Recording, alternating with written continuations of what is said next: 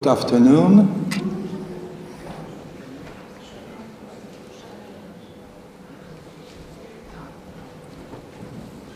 Ladies and gentlemen, the Vice-Rector of the Adam Mickiewicz University, Professor Rafał Witkowski.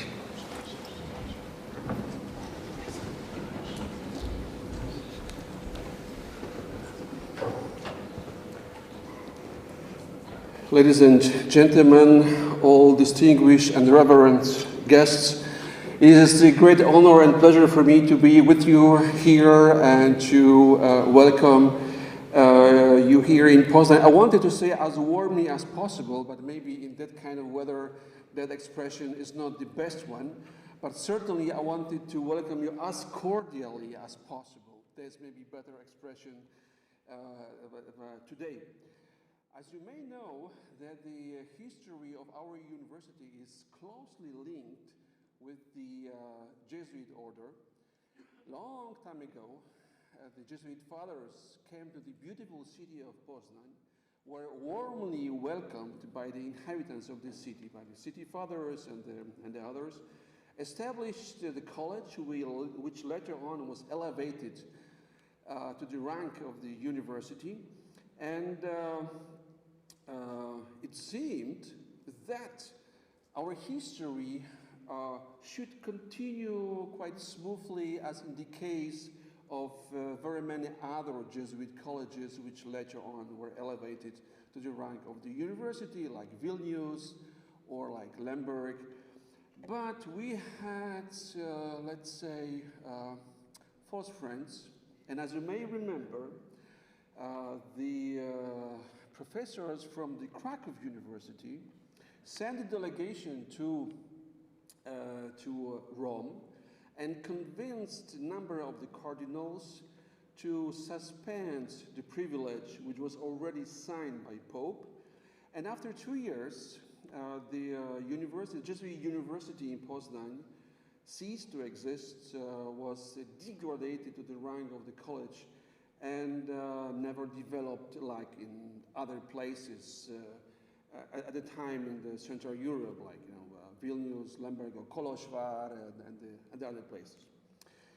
But our joint history with the Jesuits did not end with that fact, because the college existed, the library became one of the most prominent libraries in the Polish-Lithuanian Commonwealth.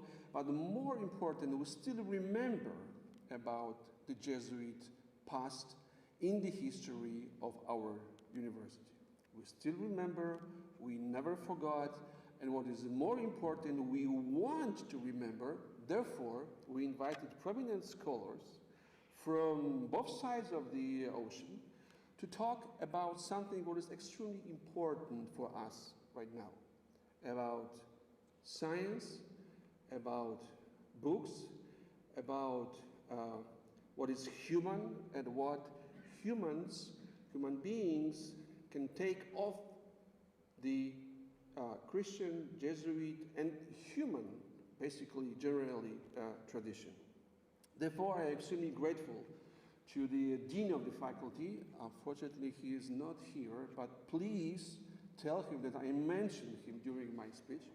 I am very grateful to the Dean of the faculty who supported us financially, and not only financially. I'm very grateful to our prominent speakers to accept our invitation. I'm very grateful to you that you paid efforts to come to Poznan. And moreover, I wish you all the best during those upcoming hours and days, and absolutely sure that this is the beginning of the long-lasting tradition of meetings and talks about the Jesuit order and the Jesuit heritage in the city of Poznan. I would like to encourage my dear colleague Robert maybe to rethink the date of the meeting, maybe early spring or late autumn would be better than the summertime, but that's the topic for another month, another discussions. What is more important, I'm very happy to welcome you at Adam Mickiewicz University, and I keep my fingers crossed for the outcomes of that excellent conference. Thank you very much.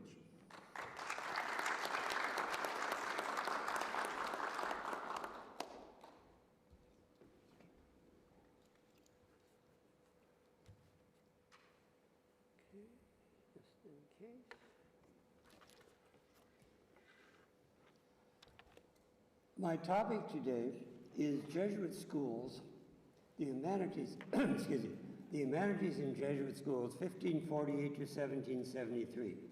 Before I begin, my colleague here is going to pass around a little book, and I invite you to have a look at this little book while I'm speaking. It is a textbook for the use in Jesuit schools, in this case in Naples.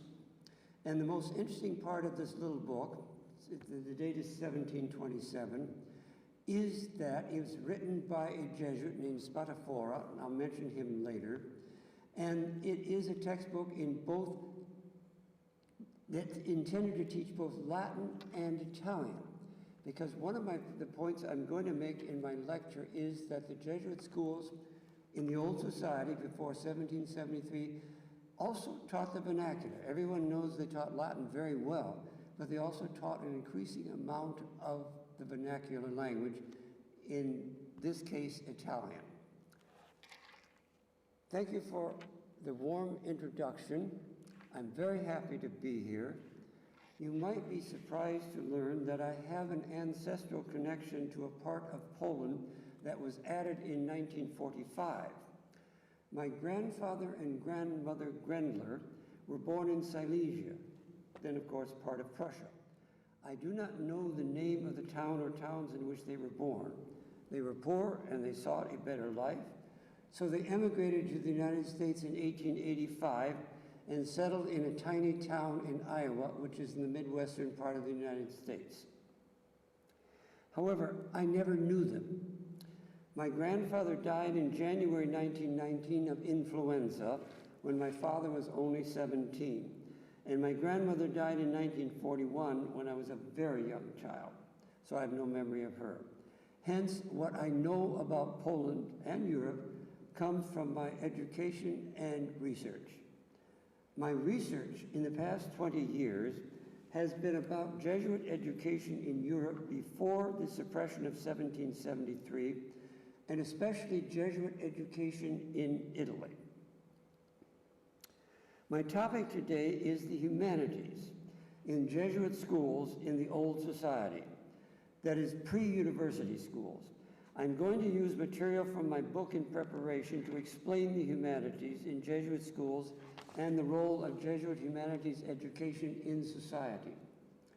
The humanities, or better, the Studia Humanitatis, were the foundation and heart of Jesuit education. The definition of Studia Humanitatis of Paul Oscar Christeller is still the best. They were grammar, rhetoric, poetry, history, and moral philosophy based on the standard ancient works in Latin and to a lesser extent in Greek. By studying Cicero, Virgil, and other authors, students learned how to write and speak Latin prose very well. They learned about the history of the ancient world, and they learned how to behave honorably and virtuously from the examples of the ancient Romans and Greeks. In late 1547, the Senate of Messina, Sicily, and the Spanish Viceroy invited the Jesuits to establish a school. They came and taught what they had learned at Paris, where they had studied, and that was humanistic studies. This was what the Senate and leading citizens of Messina wanted, because this was Italy, where the humanistic curriculum had begun. In the first academic year at Messina, the Jesuit school offered 7 classes. They were Lower Latin Grammar, Middle Latin Grammar, Upper Latin Grammar, Rhetoric, Logic, Greek, and Hebrew. 6 of the 7 classes were humanities classes. Instruction was free at the Messina school, and enrollment soared. Hence, the Jesuits quickly received invitations from other city councils and princes to open schools in their towns, and they did. And my first point is free public free public education. There we go. Why did the Senate of Messina and the Spanish Viceroy invite the Jesuits to establish a Latin school in the town and support it financially with tax revenues? Did not Messina already have a free public school? The answer is no. Messina did not have a free public school, nor a school operated by a church organization for lay boys, that is, boys who would not become clergymen. The vast majority of Italian schools at this time were private neighborhood schools. That is, a man opened a school in a rented room or in his home and taught the boys in the neighborhood whose parents were willing to pay him to teach their sons. Wealthy families hired tutors who came to the home or lived in the home to teach the sons of the family and sometimes the daughters. In Italy, some towns had 1 to 3 public school teachers. That is, the city government paid them small salaries to teach up to 25 boys each. But these public schools were not free. The students usually also paid the teachers small fees to supplement the salary that he received from the city. With a handful of exceptions, this was the situation across Europe in 1548. A major reason for the immediate success of Jesuit schools was that they filled a need. And that need was to provide free public education for boys. Another reason for Jesuit success was that they were learned men and good teachers. Most people do not realize the extent to which Jesuit schools were contracted free public schools. I emphasize contract. Or put another way, Jesuit schools were a town and Jesuit partnership. Almost all Jesuit schools began in the same way. The civil authority, either the city council or the ruler, asked the Jesuits to found a college with a day school. The Jesuits replied that they needed a house in which to live, a church for their exclusive use, a school building, and guaranteed continuing financial support adequate for the number of Jesuits that would be coming. Then the city or prince and the Jesuits negotiated until they came to an agreement and signed a contract. The city agreed to pay the Jesuits a sum of money to open and operate a school. The city often renovated one building to serve as a residence for the Jesuits and another for the school. The Jesuits, in turn, agreed to teach a certain number of courses for a number of years. The society chose the teachers and had complete authority over curriculum and admissions. And the schools were free to all students who attended. It was a form of free, state-funded education, but for males only. The contractual arrangement had advantages for both sides. The city council or ruler provided free, high-quality Latin education to the boys of the town at much lower cost than if they had to hire, pay, and oversee lay teachers. The Jesuits had the opportunity to help souls through teaching and through all the other ministries that they practiced in a town. And a few students who attended Jesuit schools joined the society. Once the school was founded and doing well, donations came in. People appreciated the teaching, preaching, ministry to the sick and poor, and catechetical instruction of the Jesuits. Jesuit day schools were almost always Jesuit civic partnerships and a form of free public education for boys of the town. Why did Ignatius of Loyola decide to accept the invitation to establish a school in Messina? The spiritual answer was to save souls, to help souls.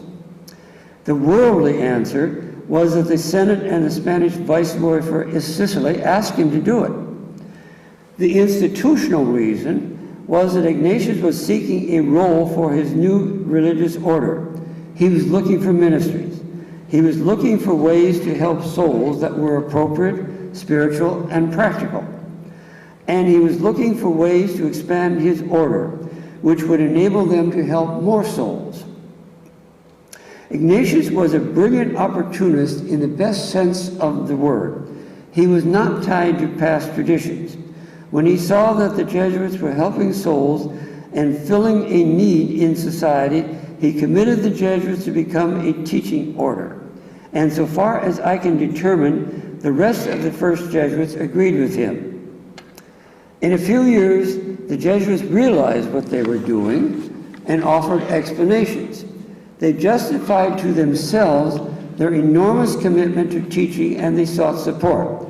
Teaching the humanities was a major reason why they taught. Yeah. In 1551, Juan Alfonso de Polanco, I don't have him on the board, an important early Jesuit, wrote a letter to the superior of the Jesuit province of Spain. He wrote on instruction from Ignatius. The purpose of the letter was to instruct the Spanish Jesuit how to found a school. He devoted much of the letter to the worldly benefits, and I emphasize worldly, that a Jesuit school would provide to students, parents, and the town.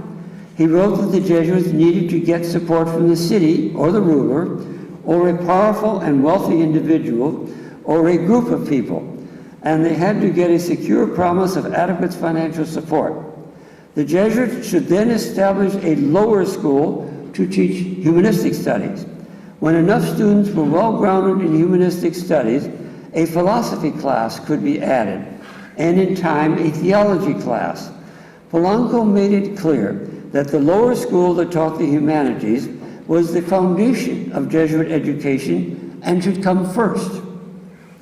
The Jesuits argued that a Jesuit school would produce positive benefits for the community. In 1555, Polanco, again writing for Ignatius, urged the Bishop of Murcia, a city in southeastern Spain, to support the establishment of a Jesuit school in his town. If the Jesuits were given the charge of teaching letters and virtues to the youth of the city, this would be very beneficial to the Commonwealth. That was his term. The school would produce good priests, good senators, and good citizens of all ranks. The emphasis on a humanistic education for future leaders who would then improve civil and ecclesiastical society became a common Jesuit theme. In 1584, Fulvio Cardulo, can we get the next one? Yeah, there they are. Polanco, Cardulo, and some others. The emphasis on a humanist education became a common theme. In 1584, Fulvio Cardulo addressed a fervent plea concerning the importance of a humanistic education to a committee of Jesuits preparing a plan of studies for Jesuit schools.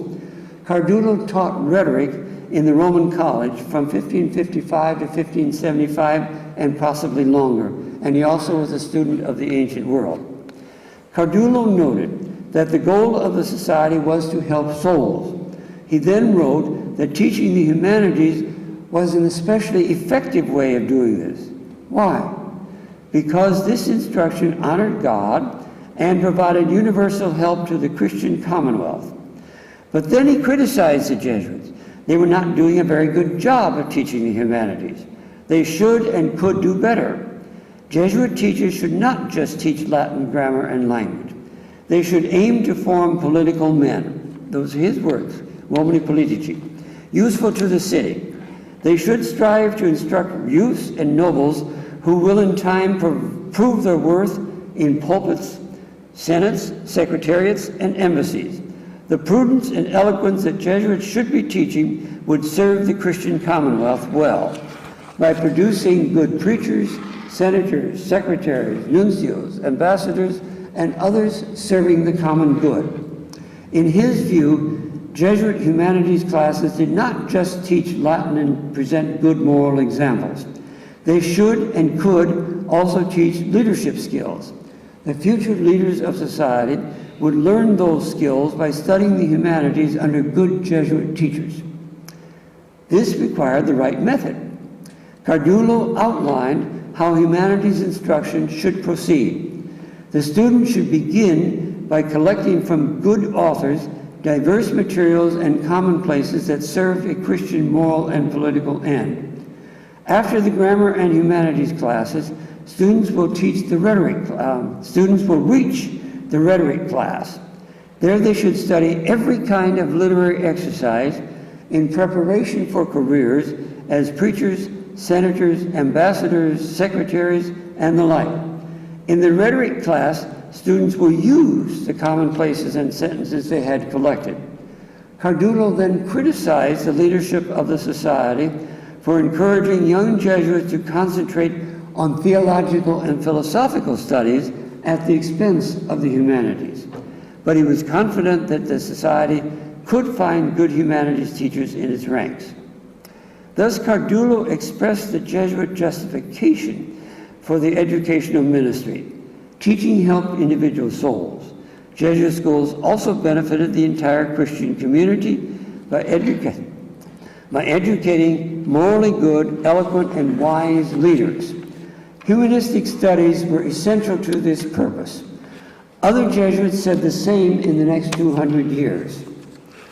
I call this argument Jesuit civic humanism. I suspect that it appeared elsewhere in Europe, including the Polish-Lithuanian Commonwealth.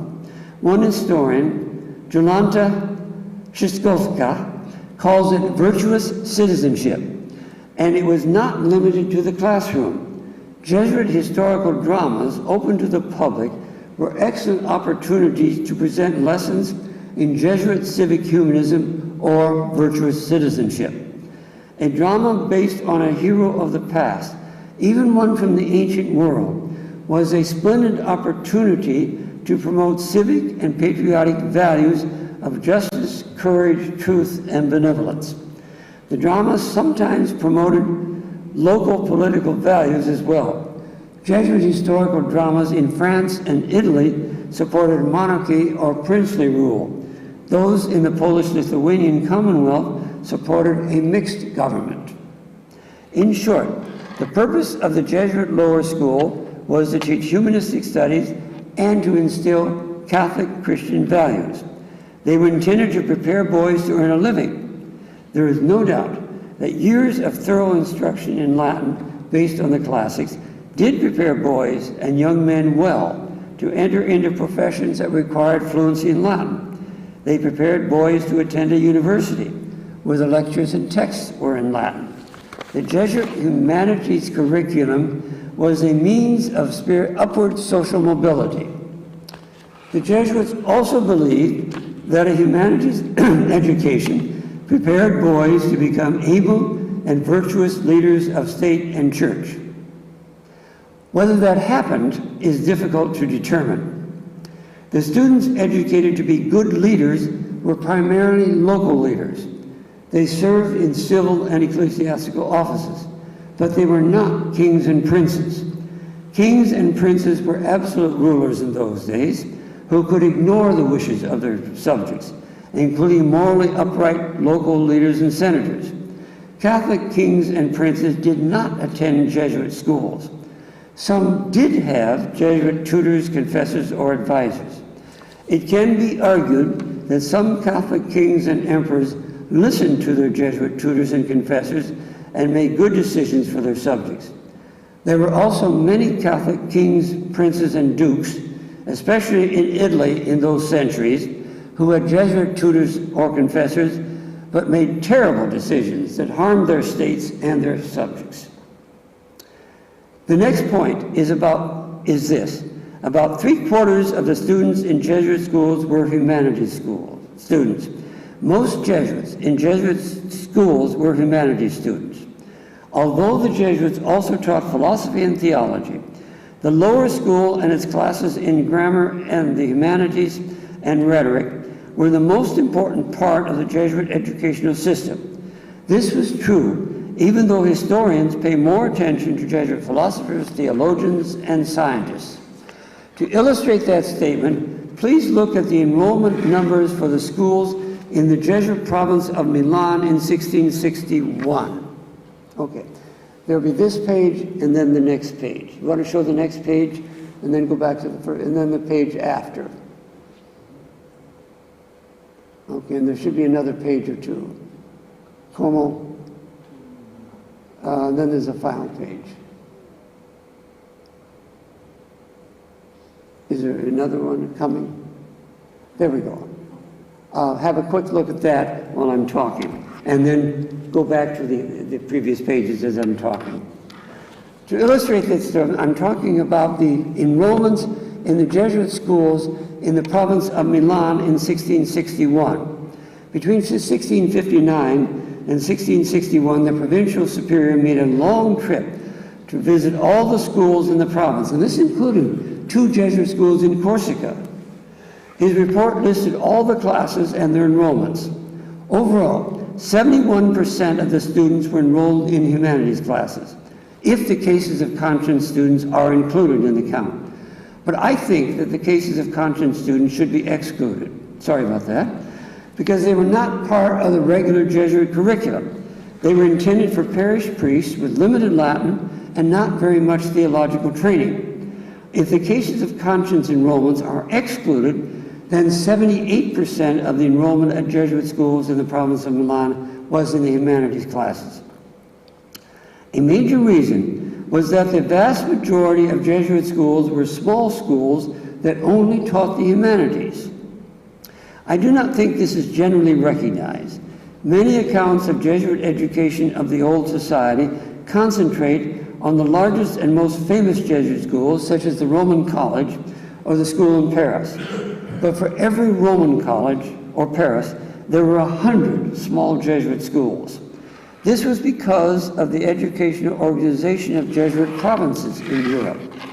Each province typically had one very large day school. Can we go back to the first one, in which it has the enrollment of the school in Milan and Turin? Back a bit more. Okay, there we go. Just look at those numbers. Each province typically had one very large day school that taught the entire Ratio Studiorum curriculum of the humanities, philosophy, and theology. The largest school typically enrolled 1,000 students or more. By the way, the Poznan school in 1600 was an example. It had 13 teachers and taught the entire humanities, philosophy, and theology curriculum. I do not know the enrollment, but I will guess that it had over 1,000 students and was the largest school in the Jesuit province of Poland. Back to Milan and other provinces. Many provinces had a second day school that also taught the entire or nearly the entire Ratio Studiorum curriculum and had 500 to 900 students. This was Turin in the province of Milan. But the rest of the schools in a province were small and very small. Indeed, for every province in which there was a large Jesuit day school that taught the entire Ratio Studiorum curriculum and had 1,000 students, there were a dozen Jesuit schools that taught only 200 or 300 students, and some of them enrolled only about 100 students, and sometimes fewer. And they taught only 2 humanities courses, or maybe the 2 humanities courses in a cases of conscience course. Despite the fact that small schools dominated Jesuit education, historians sometimes write that the Jesuits ignored small cities and towns. It was not true. The Jesuits established schools when local people invited them to come and provided the necessary financial support and a friendly civic environment. And the vast majority of Jesuit schools were founded in small cities and towns. I'm speaking about Europe. It is likely that a small Jesuit school in a small town had a larger public presence than a large Jesuit school in a large city because there was so little competition. A few more comments about enrollments. You will notice that class enrollments in humanities courses were pyramidal. In general, the grammar classes had the largest enrollments, the humanities classes had fewer students, and the rhetoric classes had the fewest. Lower enrollments in classes of greater difficulty have been a feature of practically every school system in history. The dropout rate was much higher in past centuries when all education was optional. Learning a complicated language like Latin is not easy. Students left when they fell behind, in part because Jesuit school culture did not provide much encouragement for students of limited academic abilities. Students also left when families needed their labor, or parents decided that their sons were prepared to fill a middle-class position that needed good but not superlative Latin. This was probably the major reason for the enrollment drop between the humanities class and the rhetoric class. Many small Jesuit schools did not teach rhetoric because there was no demand for it. Can we go to the next slide and you'll see that's very clear. Students did not need to be polished orators in order to earn a living. This was a pattern in the rest of Italy and in France and probably in Europe. For example, the Jesuit province of Lithuania had 10 schools in 1618. Vilnius had 1,210 students. Pontusk had 656 students. Ranievo had 480, and the other 7 schools were much smaller. 4 had fewer than 100 students. Next comes the humanities curriculum. What did students learn in the humanities studies classes? Which Latin and Greek authors and texts did they study? To answer these questions, we need to look at the Ratio Studiorum of 1599, and then we must determine how faithfully Jesuit schools followed it. In 1581, the Jesuits began to draft a universal plan of studies. Like academics in all centuries, the Jesuits wanted to create the perfect curriculum. Also, like academics in all centuries, they strongly disagreed about what it should look like. So it took 18 years, many committees, and thousands of pages of arguments. It was finally published in 1599. The Ratio Studiorum is not exciting reading. Nevertheless, looking at the text to be taught reveals what the humanities meant in Jesuit schools. The lower school was expected to teach the Renaissance humanistic studies curriculum based on ancient Latin and to a lesser extent Greek classics. It consisted of 5 ascending classes: lower grammar, middle grammar, upper grammar, humanities, and rhetoric. The lower grammar class consisted of intense drilling in Latin grammar with a focus on syntax and Latin prose. Polish Jesuit schools usually named this class syntax. Jesuit schools focused on the writers of the Golden Age of Latinity. This was Latin written between about 80 BC, the date of the first known speech of Cicero, to 17 AD, which was the death of Ovid. There were 2 basic texts. The first was Cicero's Epistolae ad Familiares, his letters to his friends. Teaching Latin prose from the Epistolae ad Familiares was not unusual. Practically every Latin school, Catholic and Protestant, religious and secular, everywhere in Europe, did the same in the 16th century. The classes taught students to imitate Cicero because Renaissance humanists strongly believed in imitation. Since they saw Cicero as the best prose author, it made perfect sense to teach students to write Latin prose like Cicero. And it made perfect sense to imitate the poetry of Virgil for the same reason. The grammar manual used was De Institutione Grammatica Libri 3 of the Portuguese Jesuit Manuel Alvarez. Do I have that on the board? Let's go forward. Next.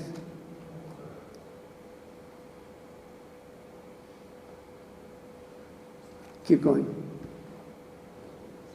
No, keep going forward again. Keep going. Keep going. Keep going. Okay, we've got some of them. There's Alvarez, that's good. And Suarez. Okay, got some of them on the board. The Ratio Studiorum also mandated teaching Greek in the lower grammar class, about 45 minutes a day. Integrating Greek into a curriculum that concentrated on Latin was an innovation in the Ratio Studiorum. The pedagogy for the middle grammar and higher grammar classes was the same, except that additional authors and texts were studied. It was still Golden Age Latin authors. Other letters and treatises of Cicero, plus works of Ovid, Catullus, Tibullus, Propertius, and Virgil were read. The grammatical material was more complex, and more Greek grammar and reading were introduced. For Greek, St. John Chrysostom and Aesop were to be read. Next came the humanities class. This class taught a lot of history and moral philosophy through examples encountered in the reading. New works taught included the orations of Cicero, quote, that contained his moral philosophy, end quote. The historians, Caesar, Sallust, Livy, and Alexander the Great of Quintus Curtius Rufus were to be taught. These works were Roman and Greek political and military history. They also contain numerous examples of good and evil civic and personal actions, plus denunciations of tyrants and lawbreakers. They told readers to do good for its own sake and for the good of society. There was more reading of Virgil's Aeneid and Eclogues, plus Horace and other poets. Quote, provided that they have been expurgated of everything indecent and offensive, end quote. The students were also expected to write a little Greek. Prolonged study of the De Arte Rhetorica Libri Tres of the Spanish and Portuguese Jesuit Cipriano Soares was expected to introduce the rules of rhetoric. Now the rhetoric class, quote, aimed at an education of perfect eloquence. Again, that's a quote from the Ratio Studiorum. It was the culmination of the lower school. It sought to bring to a high degree of perfection the student's ability to speak and write eloquent classical Latin. The recommended texts were Cicero's works on rhetoric and Aristotle's Rhetoric and Poetics. The parts of good persuasive composition were explained. The exercises included writing descriptive passages in different styles and using rhetorical figures.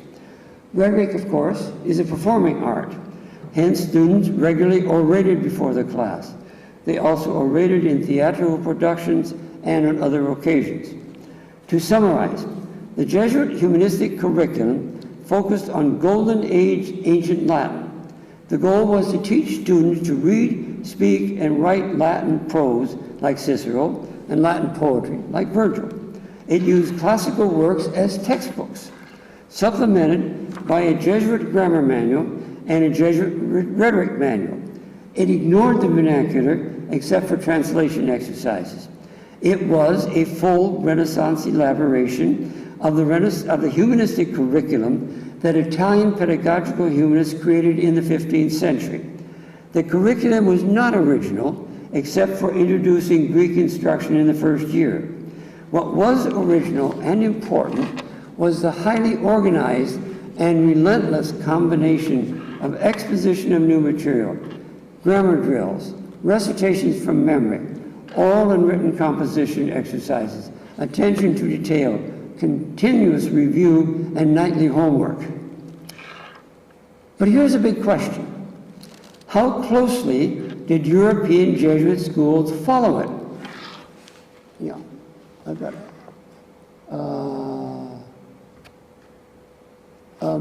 Go back, because I need autonomy. Next one. No, go forward. Forward. Okay, yeah. I didn't put autonomy up there, I'm sorry. Apologies. How closely did European Jesuits follow it? I've got one answer for you from the day school at Bologna in 1680. A 19-year-old former student named Pietro Antonio Adame, his dates are 1661 to 1722 if that matters, left a detailed description of the instruction he received in the Jesuit day school at Bologna between 1675 and 1680. He spent 1 year in the lower grammar class and the second year in the upper grammar class. This is because Bologna did not offer a middle grammar class. He spent his third year in the Humanities class and 2 years in the Rhetoric class. He kept detailed notes about his studies and wrote an account of them shortly after completing the Rhetoric class. The organization, academic calendar, procedures, composition exercises, drills, and sustained hard work were exactly as the Ratio Studiorum mandated. But there were significant changes in the books read and used. The students still read Cicero's letters to his friends and Virgil. Golden Age Latinity was still preferred, but the Bologna school taught a broader range of ancient authors and texts than that mandated by the Ratio Studiorum. Ovid was taught more than Virgil, but not the Resi Ars Amatoria. Instead, he taught Ovid's Tristia, or sorrows of an exile. This is the human story of Ovid's exile from Rome. It included a plea for justice, the value of poetry, the importance of perseverance, and an account of events in the poet's life. By contrast, the Ratio Studiorum never recommended Ovid's Tristia. In similar fashion, the preferred historical work in the upper grammar class was the Histories of Alexander the Great, written by Quintus Curtius Rufus, 1st century AD. This is a colorful history, sometimes a morality tale, of the career of Alexander the Great that is not always historically accurate. The Ratio Studiorum recommended it as one of 4 historians to be read in the humanities class. The Bologna used it much more. Most important, the humanities and rhetoric classes at the Bologna School concentrated on teaching contemporary Baroque Latin.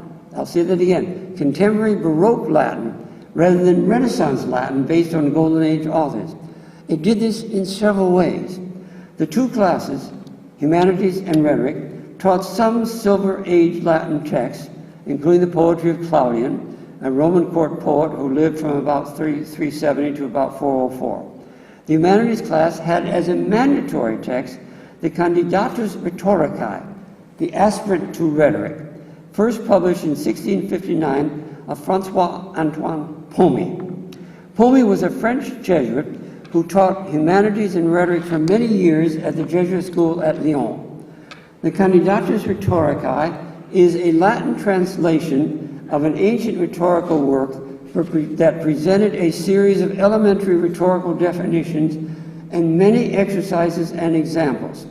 Pomey did not translate the ancient work into Renaissance Ciceronian Latin. He translated it into florid Baroque Latin, and he added many more examples, also written in Baroque Latin.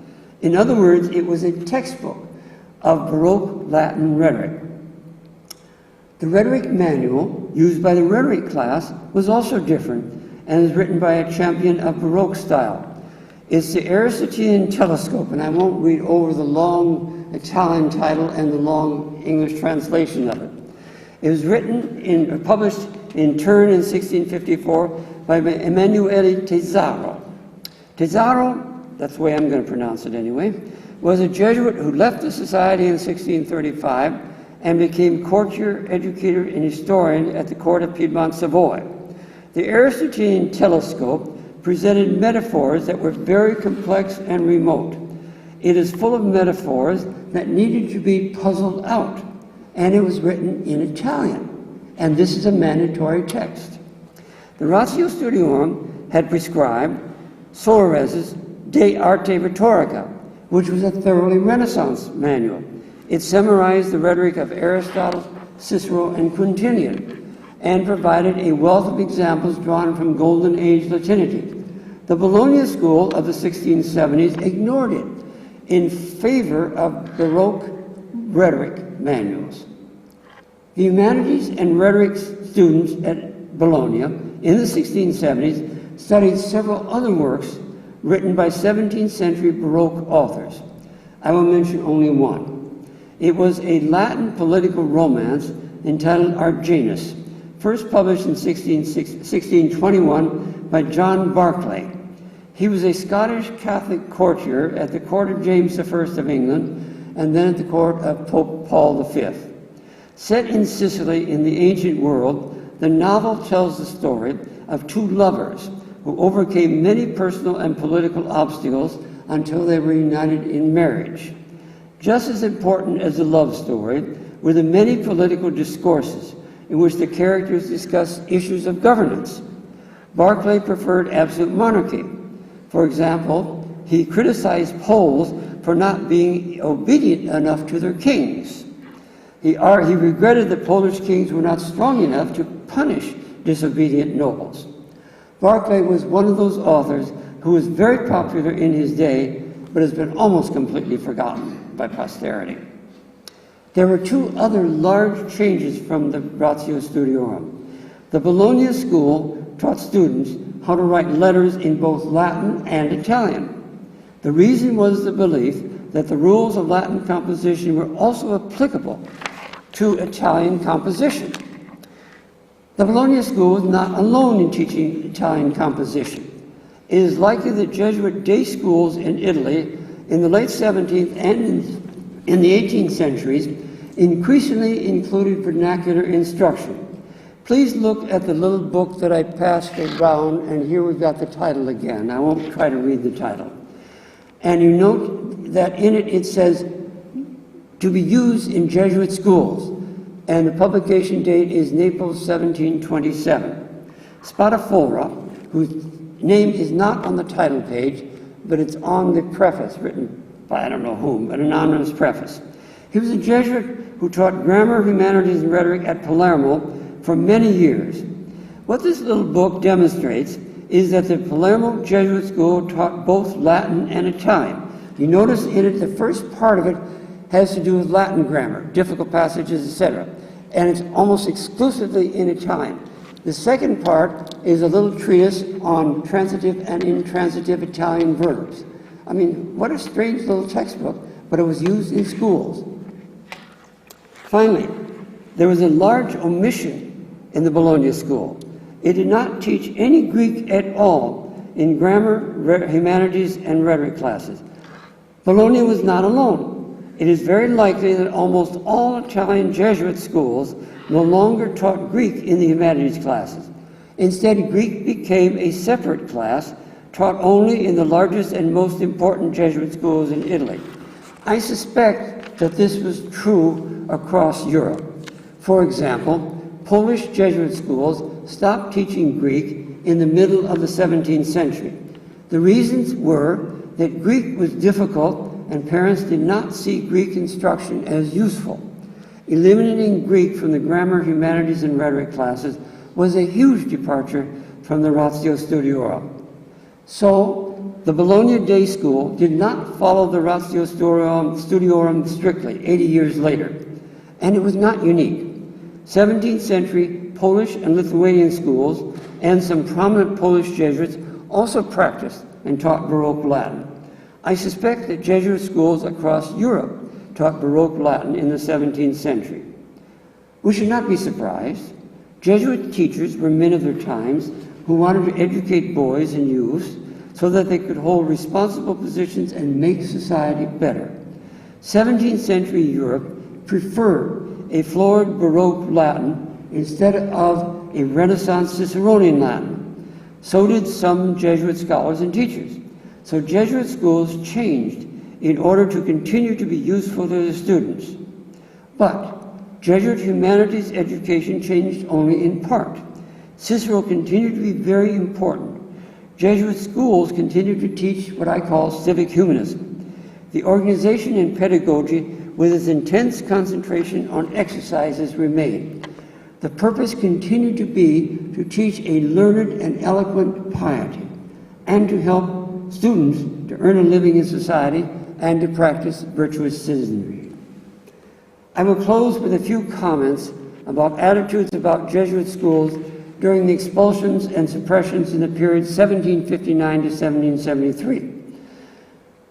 There was an avalanche of lies and slanders against the Jesuits from Catholic rulers, chief ministers, and Enlightenment intellectuals.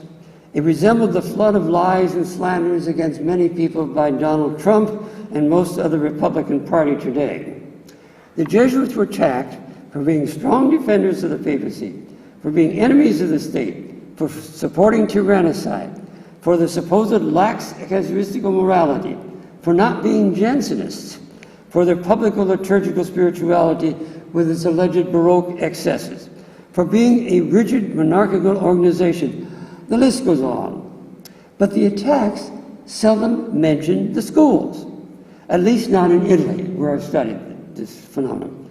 And when Jesuit education was criticized, it was almost always criticism of the philosophical and theological curricula. The lower school, with its humanistic studies, was seldom criticized.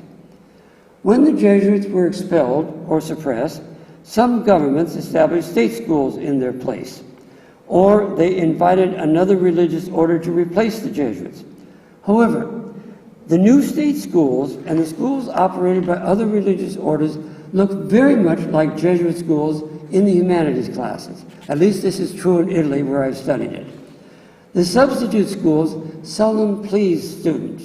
They seldom please parents. Hence, we have to conclude that the Jesuit humanities curriculum satisfied parents and students.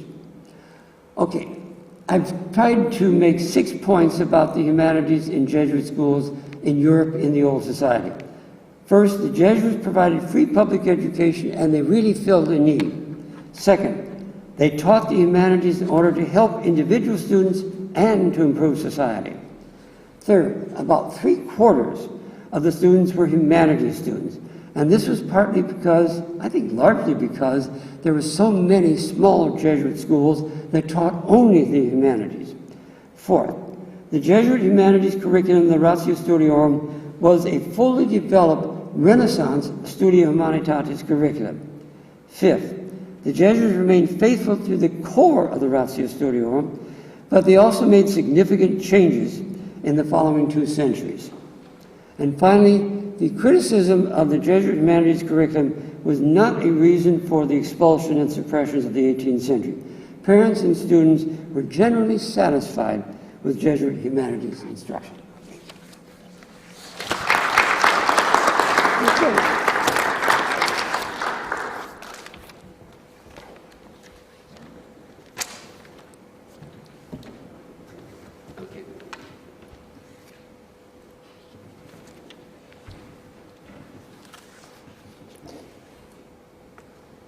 Before I begin, I just want to say thank you to the organizers and to the great hospitality of the university. It's an honor to be here because I've learned in my few days here of the importance of this university for the humanities, for the philology that's studied here, and I think it's something that you should all take some pride in, and I believe you do. And so it makes sense to be talking about the issue of liberal arts and humanities in the Jesuit schools. Paul Grendler has done a very thorough job of examining the role of liberal arts in Jesuit schools from their inception in the 1540s until the suppression of the Society of Jesus in 1773. My response intends to look at how the Society of Jesus managed its schools in relation to the new movements that accompanied the Enlightenment, liberal revolutions, and the dominance of experimental science and commercial schools and the period after the Restoration. To do so, I will take some note of the controversies that preceded the suppression and the struggle over ideas brought forth at the beginning of the Enlightenment. I would briefly underline a few of his key points, of Professor Grendler's key points, that might help us move into the second major period of Jesuit history that begins with the restoration of the Society of Jesus by the Universal Church with the bull Sollicitudo Omnium Ecclesiarum of 17th August 1814.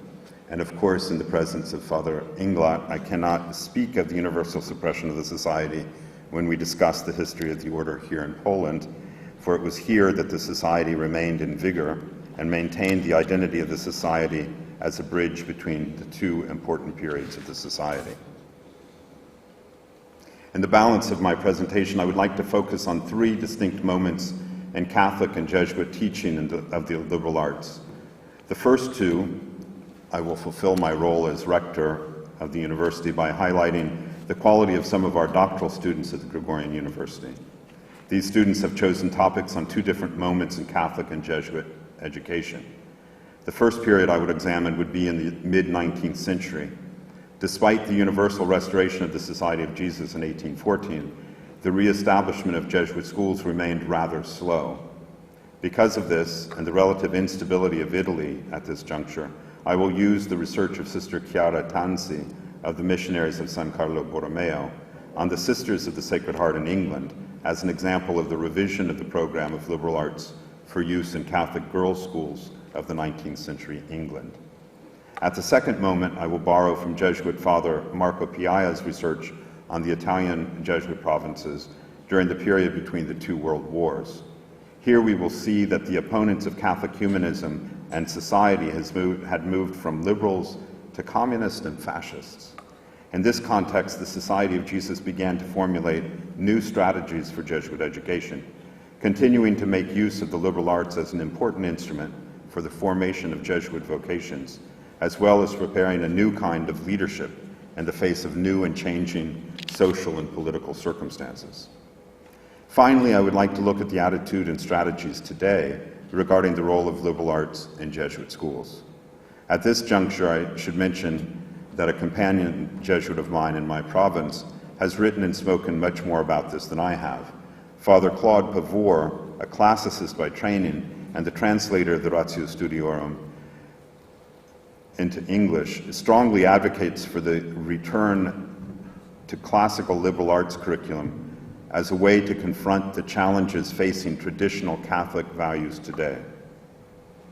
But he's not alone, nor is this a radical or reactionary position. In fact, various organizations of Jesuit and Catholic universities have articulated their own view on the importance for developing a new concept of Christian humanism in the 21st century. At the start, I should also make an affirmation and a refinement of Professor Grendler's definition of the Studia Humanitatis as developed by Paul Oscar Christeller. His definition is precise in indicating the specific courses in the liberal arts curriculum. As I was preparing this response, I drifted towards the broader definition given by Pier Paolo Vergerio in his Concerning Liberal Studies, 1404, which borrows liberally from Seneca. We call those studies liberal which are worthy of a free man, those studies by which we attain the practice of virtue and wisdom, that education which calls forth, trains, and develops those highest gifts of body and of mind which ennoble men and which are rightly judged to rank next in dignity to virtue only. The choice of this definition is not to challenge the approach of Professor Grendler or the Christeller School. Rather, as is often the case in academia, it's to allow me to go in the direction that I had already chosen. I wish to use this definition to allow us the freedom to see how the humanist curriculum changes to adjust to the changing educational and cultural orientations of the modern and contemporary periods. Vergerio continued in his treatise by identifying three subjects of particular importance: history, moral philosophy, or ethics, and eloquence, or rhetoric. In this way, the individual is prepared to contribute to the common good. And here I use a painting from Siena.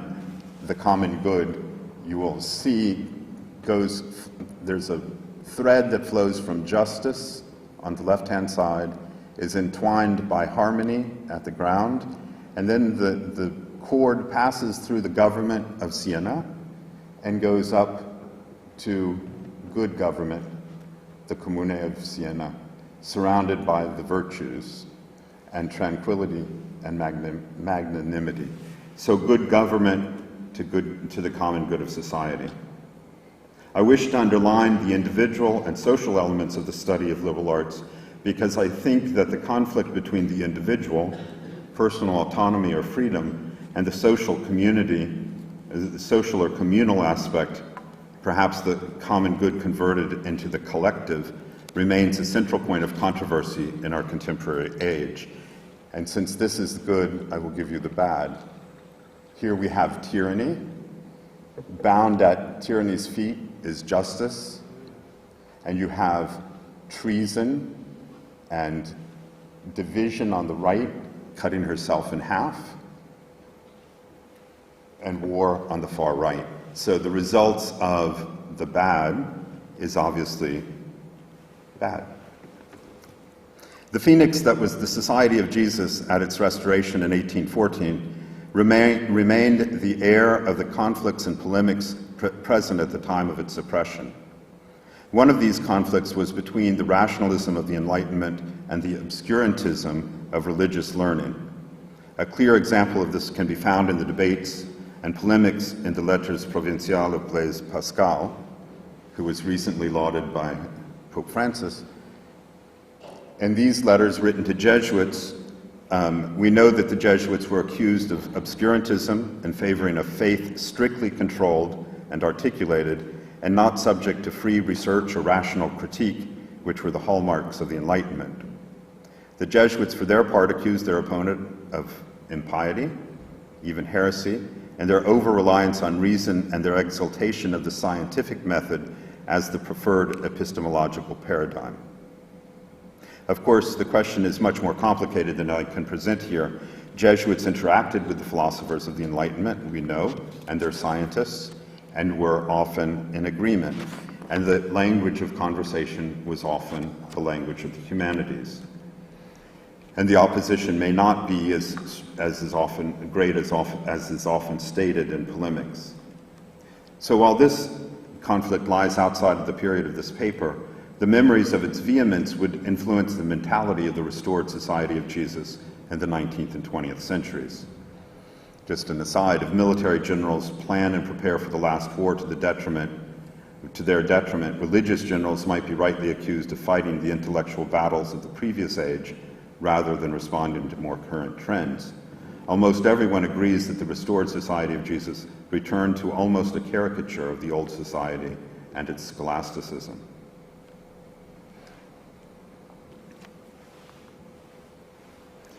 So the first question confronting of us might be, what did the Society of Jesus and the Church in general see as the role of liberal arts for the promotion of the faith and progress of the ecclesial community in the 19th century? The Jesuit revision of the Ratio Studiorum in 1832, among other things, recognized an increasing role for vernacular literature in the schools. And here, it's very interesting that Professor Grendler noted that that was already beginning in the 18th century before the suppression. In the 1832 Ratio, it was enshrined as a part of the educational curriculum. Emerging nations had begun to exercise much more interest in the curriculum of their schools, so local literature gained a greater place there. In addition, geography, mathematics, and the natural sciences were also added to the curriculum. So a response, less humanities, the inclusion of geography and mathematics and the sciences. Nevertheless, two scholars of the Ratio, Laszlo Lukács and Charles Keenan, suggest that there was little implementation of this new Ratio, in large part because of the need to respond to the exigencies of local situations. The 23rd General Congregation of the Society of Jesus, which met in October of 1883, passed several decrees which clarified this new Ratio Studiorum. Decree 16 introduced the teaching of church history into the theology curriculum, to give context, while Decrees 22 and 23 encouraged the awarding of degrees in the natural sciences. Decree 26 allowed for the founding of what would be called apostolic schools, boarding schools in the countryside which could attract students from the smaller villages and towns in a region, and which were hoped to be a steady source of vocations to the Society of Jesus. More will be said about them later. The introduction of science had its influence on many universities.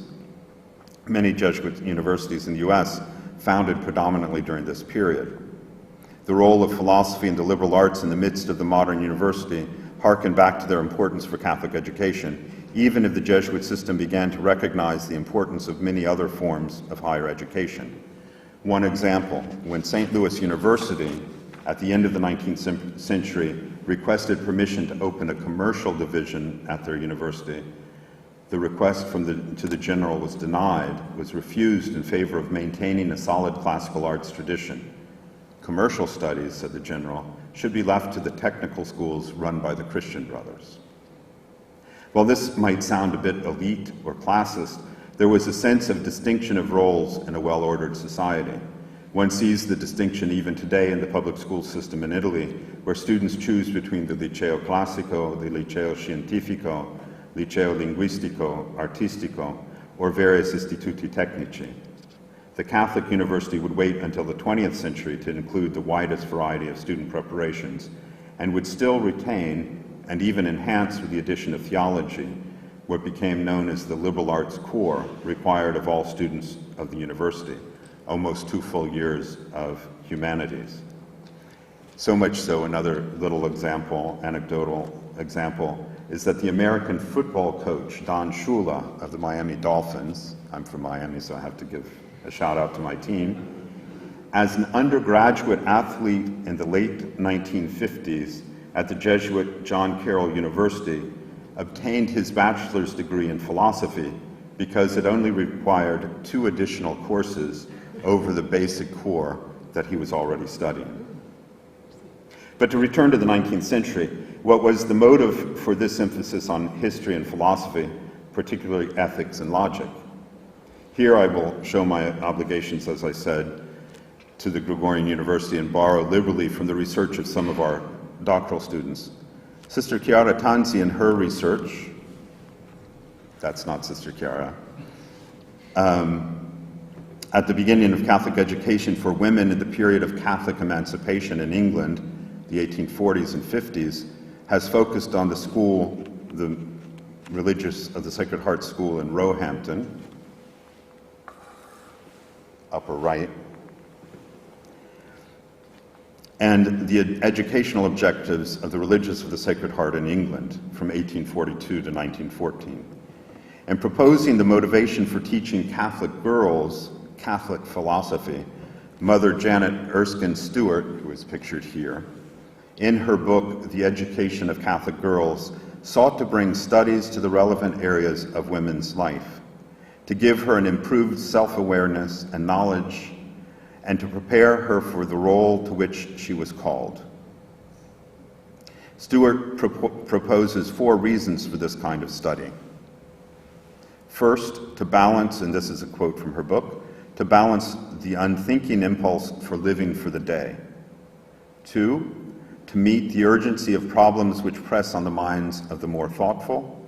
3, to give steadiness and unity to the whole of education.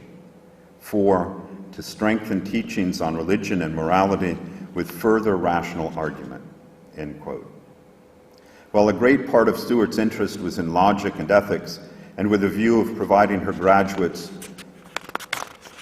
with the means to respond to the challenges of contemporary society, she also encouraged the study of history in order to help them form an English identity, but an English Catholic identity.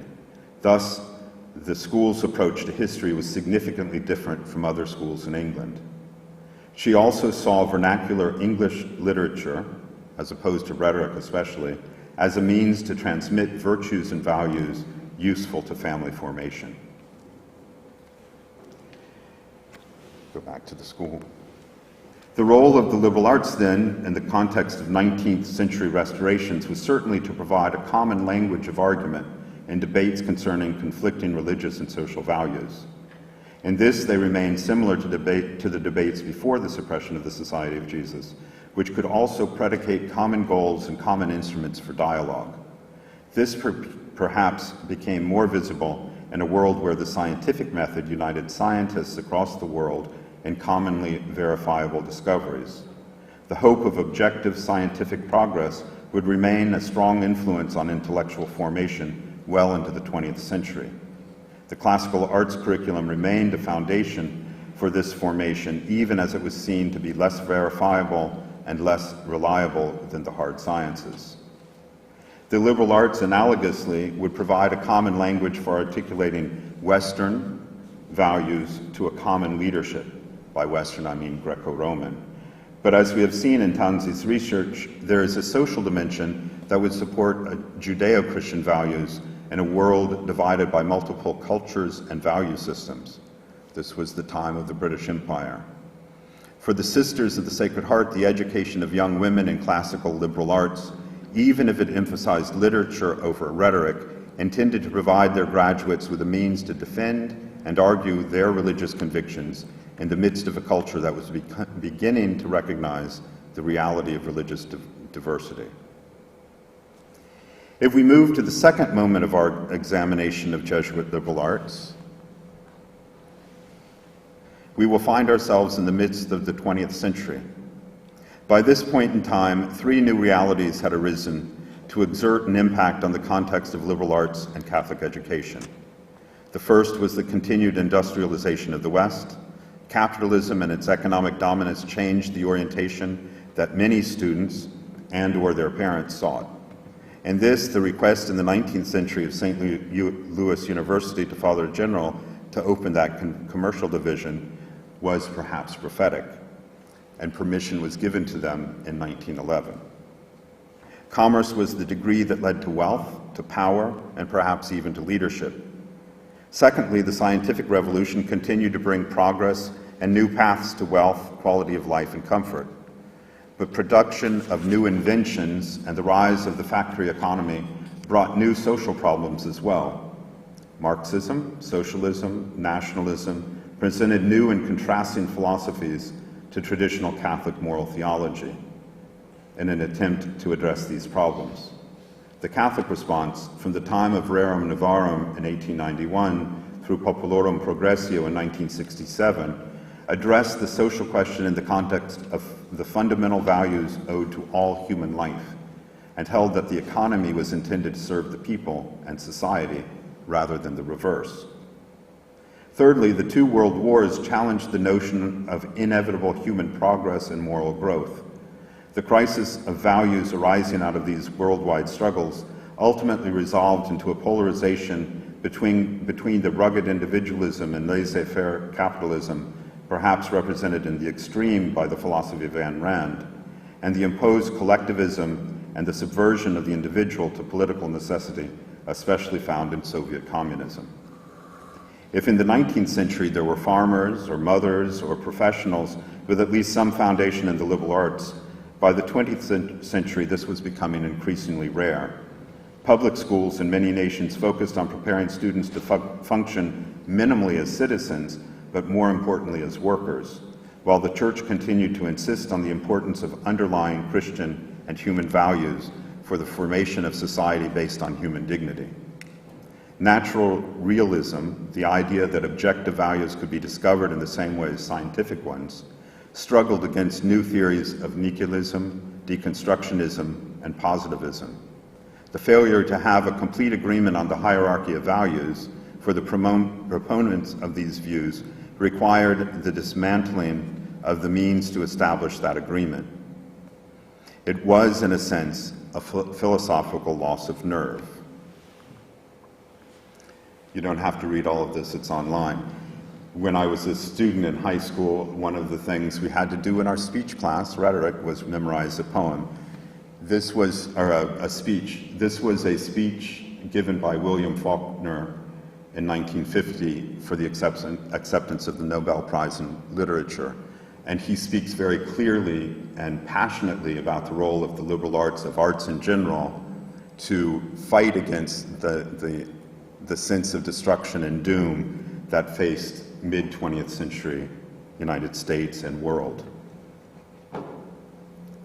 The political implications of these arguments also created a very poor environment for the study of the liberal arts. Catholic and other Christian and Jewish schools would become key defenders of the liberal arts at this juncture.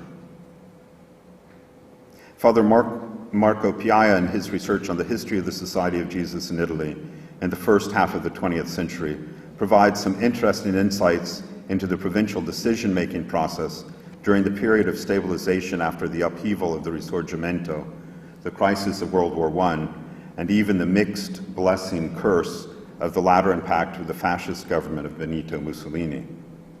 Piaia identifies three significant points during this period.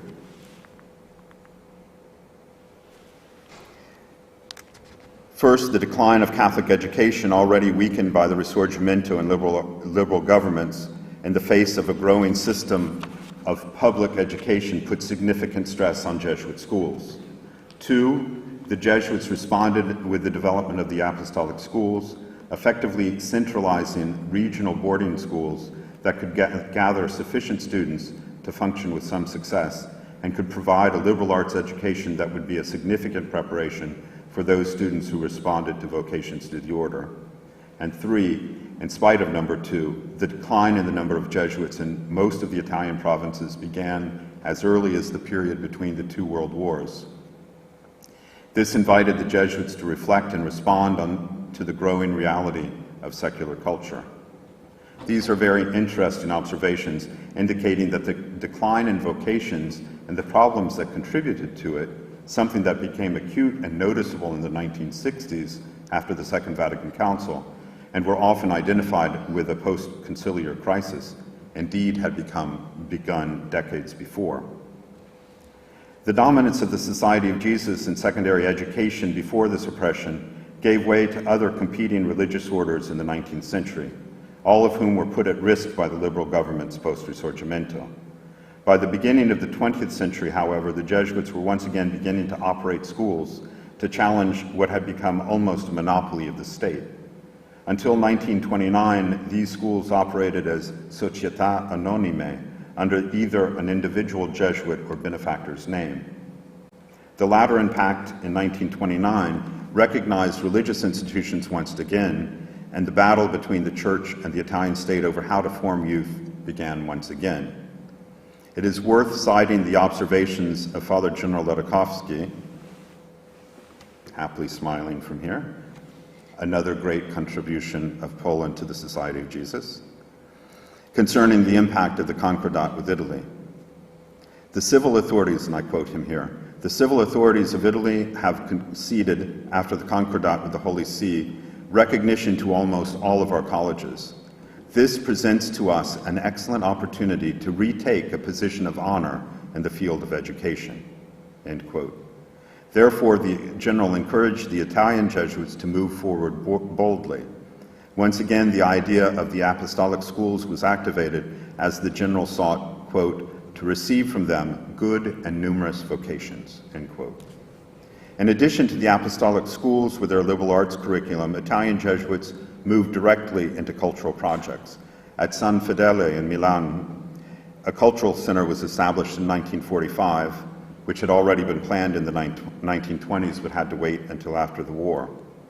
In addition to the abundant classical art of Italy, new media also came into the scope of the center's study, including films, although they were restricted somewhat because of moral concerns. The post-war period in Italy cannot be considered without reference to the threat of communism and the Church's strong response to it. From the encyclical Quantum Cura in 1864 through the papacy of St. John Paul II, 1978 to 2005, the Church perceived communism as a grave threat. The Jesuits in the post-war period would support Pius XII's opposition to communism and provide intellectual support for the Christian Democratic Party in Italy that emerged in 1947. While in the US, Jesuit Father John Lafarge had proposed the United Front against Communists as early as the 1930s, using rhetoric that elicited an almost militaristic imagery for the Jesuit order.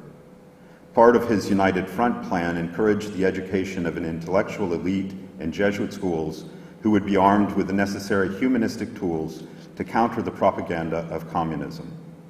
Lafarge met the then Vatican Secretary of State, Cardinal Eugenio Pacelli, in Budapest, Hungary in 1938, and when Pacelli was later elected Pius XII, he made use of much of the language and organization proposed by the social activist Jesuit.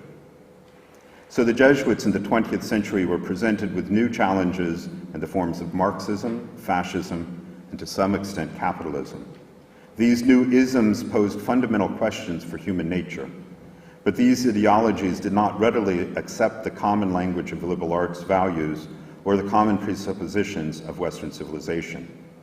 Instead, Marxism in particular proposed deconstruction of these values and a hermeneutic of suspicion towards the received Western history narratives. This also echoed in the post-war anti-colonialism and the new sense of despair surrounding a Cold War that threatened the very existence of human civilization. And we'll go back to Faulkner.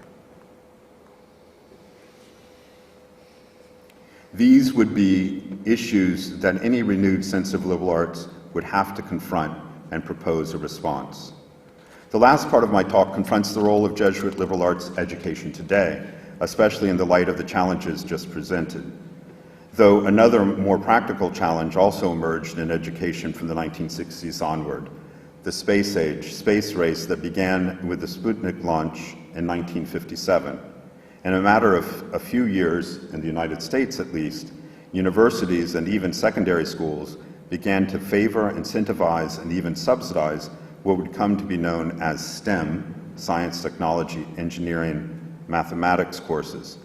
In Jesuit schools in the US, this would initiate a process of changing the basics humanities requirements in favor of enhancing majors in the sciences, the so-called erosion of the core curriculum. Just another little side anecdote, when I was teaching my Western Civ course in the 2020, an engineering major complained about having to take a Western Civ course because it took him away from another required course for his test.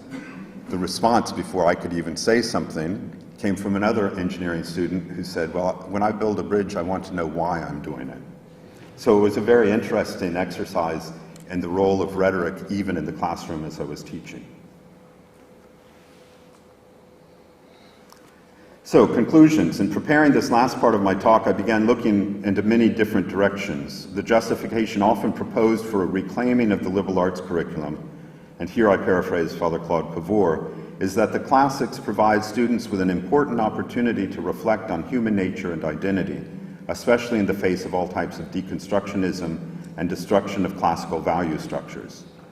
Others have promoted great books programs as a means to regain the values of Western civilization, though others in that same school have suggested that the great books might be more inclusive of world civilizations, adding to the list of classical Western literature, those of other cultures of the East and South. The challenge of expertise in such an inclusive program makes the goal difficult, but not impossible, and would provide an important response to those who claim that the liberal arts are too exclusively Western and by implication imperialist. Grattan Brown suggests that the liberal arts in contemporary society has modified its objectives somewhat. I quote, according to today's Western vernacular literature,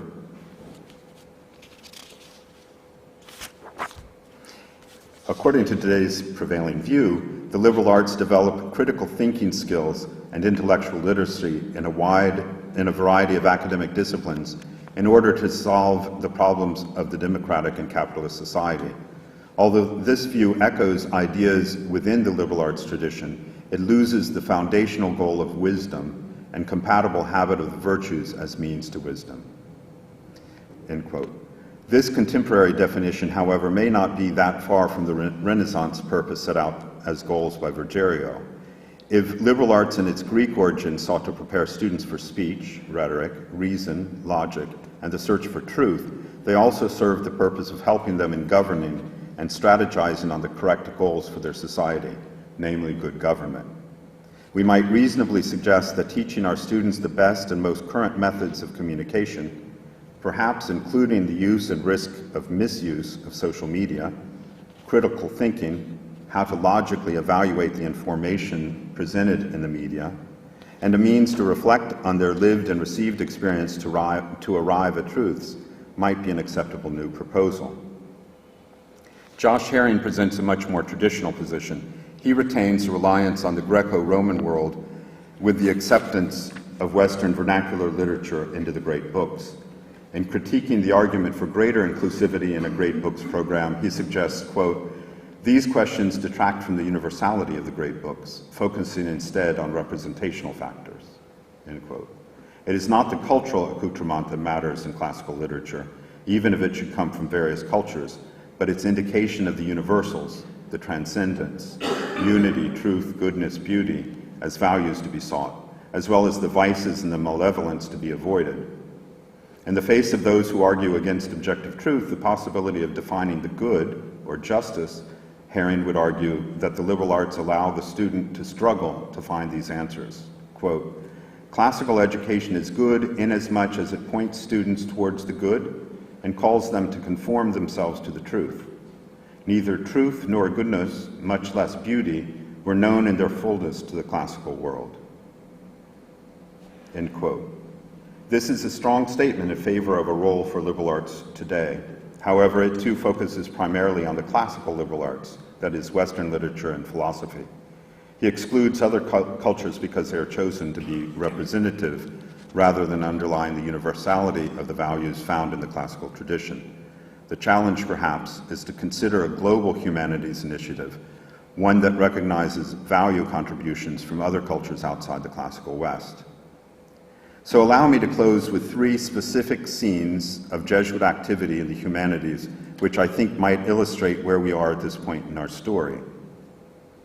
These are 3 examples from the last few years. The first one is a bit negative, and the other 2 more positive. First, in this academic year, there has been a response and protest against the planned reduction of courses in the humanities and the possible elimination of the Facultad de Humanidades at the Jesuit Ibero-American University in Mexico. The reasons for the changes initiated or proposed by the new Jesuit rector, Dr. Luis Arriaga Valenzuela, were, quote, and this is quoting an editorial on this from Nexos, the institution of a technical education model used by state universities that privileged economic and financial criteria as well as efficiency and utility. This plan runs counter to the pluralistic and humanistic formation promoted by the Society of Jesus, and which has characterized the Ibero. The rector of the Ibero then is responding to economic and institutional pressures within Mexico that favor technical and commercial education over that of the humanities. A clear example of what we've already been talking about. But the positive, bright side of this is the reaction of students, alumni, and faculty to these changes. Their argument against these changes are based in the long tradition of the humanistic formation still promoted by the Society of Jesus, as well as the tradition of their own Jesuit university. Where this will finish remains to be seen, but there is a clear sense that Jesuit education is humanistic education. Meanwhile, in the United States, at St. Louis University, a new type of core curriculum has been developed and implemented this academic year that, quote, provides an intellectual and spiritual foundation for the students' education, one that allows them to assess the moral and spiritual implications of their actions and life choices, end quote. Rather than a bibliography or specific set of courses, this new style core offers seminars in 4 distinct areas. After an introductory seminar, students take 2 courses in the first area, Cura Personalis, that is how the individual relates to the community and to God. This is followed by a synthesis reflection. Second, theological and philosophical foundation courses, introducing fundamental questions from these 2 disciplines. Third, Eloquentia Perfecta, the goal of the rhetoric curriculum in the past, is addressed in 3 courses that focus on written, oral, and creative expression. One other course in the major or elsewhere would also be writing intensive. 3 courses then take students out of the traditional liberal arts, but into a more global context. Identities and context, cultures, global interdependence, and, quote, dignity, ethics, and a just society. These respond to more contemporary concerns of a global role for the liberal arts. Finally, the last aspect of the core confronts ways of thinking and reasoning. These courses examine aesthetics, history, and culture as the first epistemological framework, followed by scientific methodology, then quantitative systems, and finally the social and behavioral sciences. All of this is capped off with 2 closing synthetic reflections. Perhaps the most interesting aspect of this core program is that it will be common to all majors and required of all students, whether in commerce, engineering, science, or literature.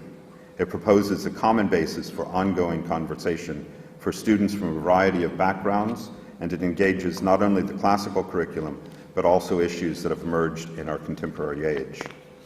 The former Assistant to Father General for Higher Education, now the President of the U.S. Association of Jesuit Colleges and Universities, Michael Garanzini, commented, quote, the world needs leaders with a large capacity for a grand vision, because if we're going to deal with the problems of populism, post-truth, polarization, we have to be the kind of person who can manage those things in herself or himself.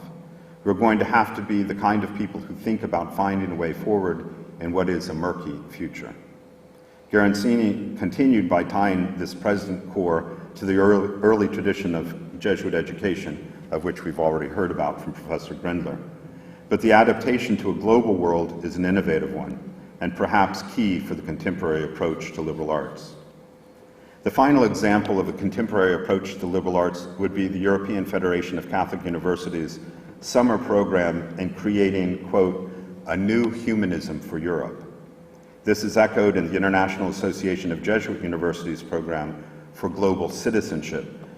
Both seek to develop a new way of transmitting to the world the values of humanism. In the FUSE program, students who have met virtually during the academic year take some time together in the summer to deepen their understanding of what makes a new European humanism. They have reflected on the role of history in creating a European identity and considered the need for the European Union to lead in the protection of human rights and the concepts of liberal democracy, all in an attempt to begin to mold a new kind of humanism for a new Europe that is increasingly united while culturally diverse. The IAJU program offers students a similar kind of experience through exchanges with Jesuit institutions across the world to help develop the concept of a global citizenship. While neither of these programs are overtly curricular, they rely on students who have at least some background in the fields which address these universal questions. In conclusion, I hope I've presented the liberal arts in the late modern and contemporary periods of history as a curriculum that has been gravely challenged, but that has responded to these challenges with responses that harken back to Vergerio's definition of a curriculum that leads to human freedom, a sensitivity to the exigencies of today's global and multicultural world, but always with a fidelity to the more universal questions which true liberal arts always seeks to answer. Thank you.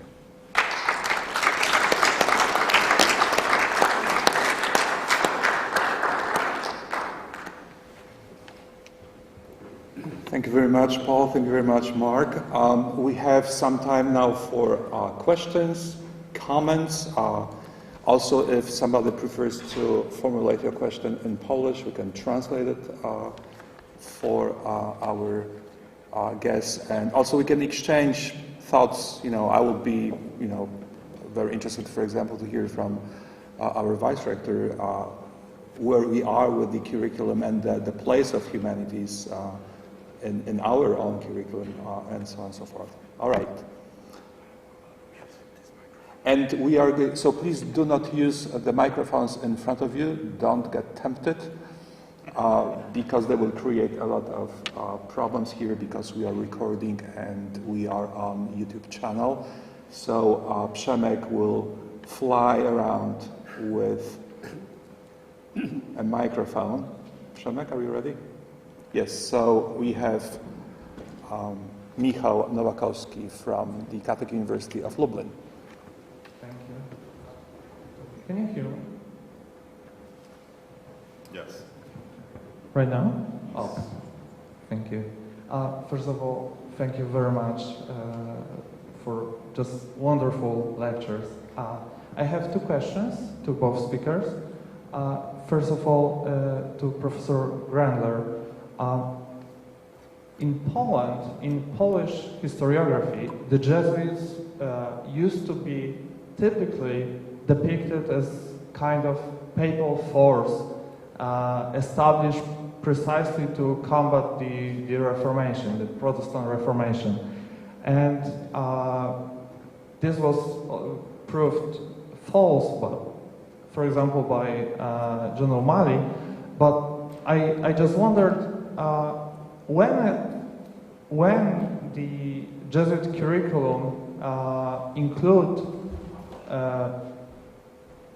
teaching of controversial theology, and whether we could really speak about some kind of anti-Protestant element in Jesuit curriculum.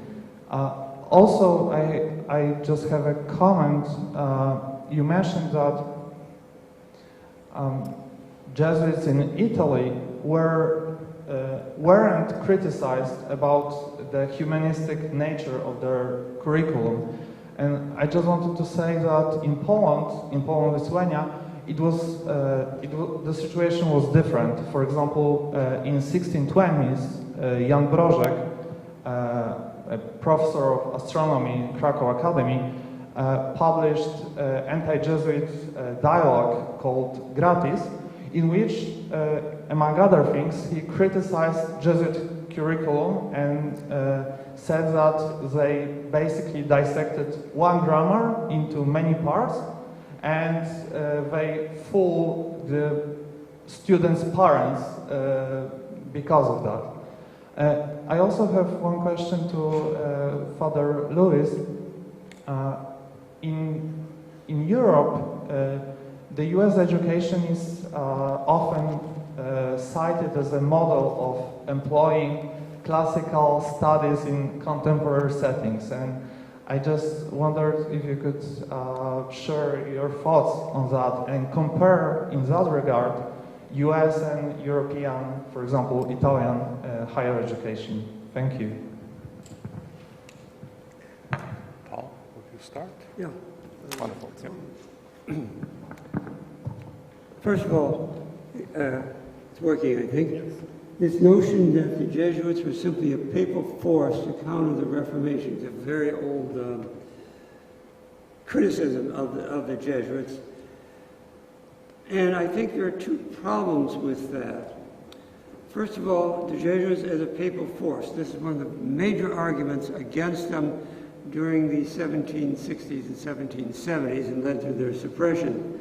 But if you read a whole lot of the documents, you'll find that sometimes the Jesuits supported the papacy. Very often, they very politely did not support them, without criticizing them very directly.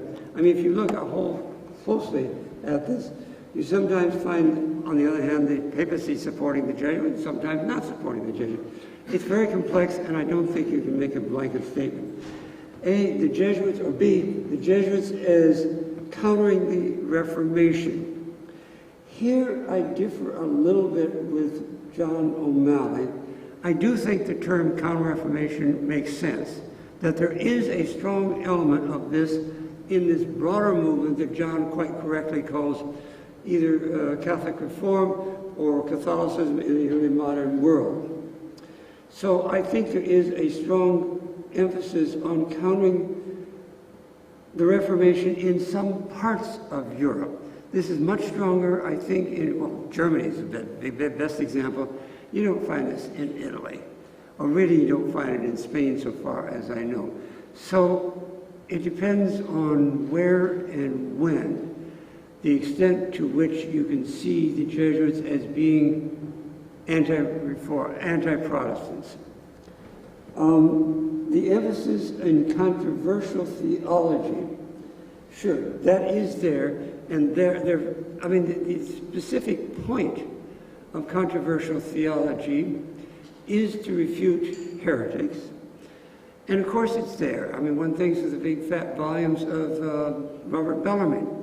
My point is, this is such a tiny, tiny, tiny part of Jesuit education.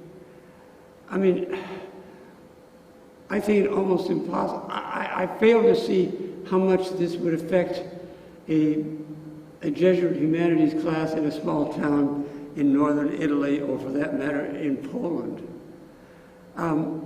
At one level, sure, this is very important. It's important to theologians. I think it probably didn't matter, to use a very common expression of my mother, a hill of beans. It didn't really matter to most of the people involved in Jesuit education, and that includes the students and the teachers. Third, too much focus on minute grammatical matters. I've run across this Jesuit education that spends far too much concentrates on minute grammatical matters. Sure, it's there. You can criticize them for it. I don't think I simply don't find this criticism very often. I've run across it once or twice. The biggest criticism, and here I'm talking about Italy, is that somehow Jesuit education made students loyal to the Jesuits rather than to their fathers or to their own states, their own political leaders. And this particularly comes from Venice, and there's a huge background there. It makes no sense, but that's the biggest education. I was surprised at the fact I didn't find criticism of the content of the curriculum, that is the actual courses. And as I said before, the so-called reformed state schools, right after the Jesuits were kicked out, suppressed, it looks very much like Jesuit humanities education. The complicating factor in all this, for Italy and I think for most of Europe, was of course the French Revolution and their ideas on education, which swept across Europe thanks to Napoleon, starting in the 1790s. And basically what got thrown out was what was left of Jesuit education in the humanities and state schools, and it got very, very complex. And then after that comes the Restoration, and there is, as Mark has said, a kind of return to an awfully, I think, I might be wrong, a very conservative notion of humanities education. I don't know if all that makes sense. I can't prove all of this. It's just my theory. Always the challenge of questions and comments is we've not researched the answers. So they're more off the top of our head. So my first reaction as someone who is a product of the U.S. public school system, at least in Florida, because in the United States, each state has a slightly different system, although it's mostly influenced by American pragmatism. It's hard to generalize. There's a criticism of the American model as being much more a factory model, preparing people to be good workers. There's a civics requirement that is very weak and has been weakened even more so, but which again was introduced in this sort of American pragmatism idea of we also need to prepare voters in a good democracy, but not with much of what we were talking about in terms of what virtue and decision making and so forth. Some of that happens, but it's not as strong as I think a lot of people might think it is. The Italians, to also respond, complain about their education system, as I suspect every person in every country complains about the secondary school system. It's not what they think it should be. But they complain, I think, mostly about the pedagogy and the organization, and the testing is a big challenge. But they have, as I mentioned in my talk, many different possibilities. And the Liceo Classico has a pretty good reputation for producing people who have a pretty good command of Latin at the very least. And so I don't think there's any public system in the United States that does that. The Jesuit system in the United States has a pretty good Latin program, although even there it's been weakening in the past few years. One final observation, good students generally will learn despite bad pedagogy and not terribly organized curriculum. This is a compliment to all of the students in the room. But when you have good students, and the Jesuits usually try to have only good students, what do you present them? There, the question of curriculum matters a great deal. And I think pedagogy does as well. But I also think that it has a lot to do with how do you present students who are, as Sister Mary Erskine said, are interested and thoughtful. How do you give them things to chew on and come back with? And I think that's the role of humanities studies.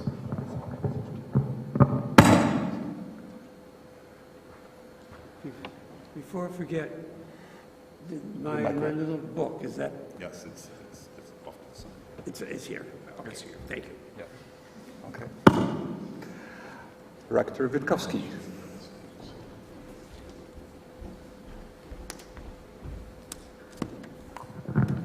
Yes, I absolutely agree that excellent, good students can benefit even from the wrong and bad pedagogy for sure. But it's better to look after the good students because they can achieve much more if they are properly trained and educated. But seriously speaking, I think that what I found very interesting in both speeches, whether the talks, was the fact that you both presented certain evolution of the approach of the Jesuit order from what I would say, for the purposes of that meeting, from the liberal arts to the other model, liberal arts and sciences. And I must say that at the university in Poznan, we have a long traditions of the liberal arts studies. But what we observe right now is an attempt to merge liberal arts and sciences in order to equip as students not only with in the humanities, but also equip students with the knowledge in the experimental sciences, which will be complementary, without stressing importance of one type of education over the other, because we live in a society that requires a science, requires a knowledge in science, and the COVID-19 proved that all those groups that promoted the idea that COVID is the conspiracy, and the Jesuits were involved in this conspiracy, and so forth and so forth. It proved, or this anti-vaccination movement and so forth, it proved that we not only should have a certain knowledge about science, but also we have to know how to talk about it. And what we try here to develop at our university is a study program in liberal arts and sciences, strongly promoted that approach. And I'm very happy and very glad to learn from the prominent scholars, from the rector of the very prestigious Catholic University, that what is the way, the model to look, to understand the importance of liberal arts sciences is very similar to us. And we come from the different institutions, as you know very well. We are experts in different fields, but there is something human in us. And those human aspects links us. We see importance of very similar aspects, and we see the importance and of the similar challenges and problems. Therefore, we try independently and separately to find a similar answer. And for me, it is very, very moving and inspiring outcome of both lectures. We have to be aware of our tradition. We have to be aware of the importance of the classical understanding of liberal arts and sciences, although the world is going very fast, and we have to admit that the speed is sometimes terrifying, right? But we have to, as a human being, we have to find the answer. Therefore, I'm very happy, and I would certainly like to talk to you more about it. There's not the time to do it because the others maybe like to ask questions, and plus the concert is on the program, and I'm not going to keep you with my voice and not enjoying you with the music. But I would like to thank you for both lectures, which are really motivating or inspiring to talk about details and some other occasion longer. Thank you.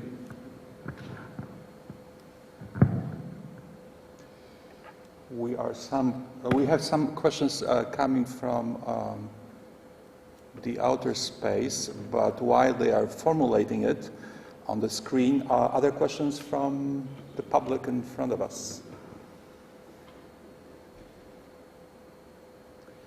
And I'll just take a. No, I won't take a little time. Okay, yeah. I will take a little time to respond, because I think what really becomes more and more clear in the 21st century is you can't be simply a classicist or simply a scientist or simply anything. And secondary education is very important for giving everyone a chance to see, at least at a basic level, that. And then the discernment process, I always think, begins in the first years of university. When I taught Western civilization, the discernment that took place with nursing students who avoided Western civilization until the end because they hated history, but they had to do it, and they would memorize what they needed to, or the liberal arts major, the classic literature major, who was frightened of science. And to get people to take those courses, even though they're a challenge, I think is really important, because it's important for their growth. At the same time, it's fine to have these specializations, and I really think it's important for humanities to provide the common language of dialogue. Professor Hanosiewicz-Laweli from the Catholic University of Lublin has a question or comment, I suspect, regarding the British tradition in Poland and Lithuania. Not only. It's going to be a comment. Above all, I wanted to say thank you. Maybe I will stand up. I wanted to say thank you for all these two great lectures, which gave us a kind of overview of the input of Jesuit education in humanistic education in general. And what a kind of joins these two presentations is the thought, which I remember also from my reading of Charles Stringhouse, that nothing more pragmatic and practical than humanities and rhetoric and efficient way of speaking. This was discovered in Renaissance Florence, and it was in fact cultivated in Jesuit education, and we should remember about that today when we speak of modernity and pragmatic aspect of our education. And my small comment is to Professor Grendler's excellent presentation, lecture. You mentioned John Barclay, and Robert was right, who was used as a sort of model book in Bologna. Barclay was very popular in Poland too, in spite of Icon Animorum and his occasional writing against the Poles. Yeah, he had quite large reception, especially Argenis, but also his other works.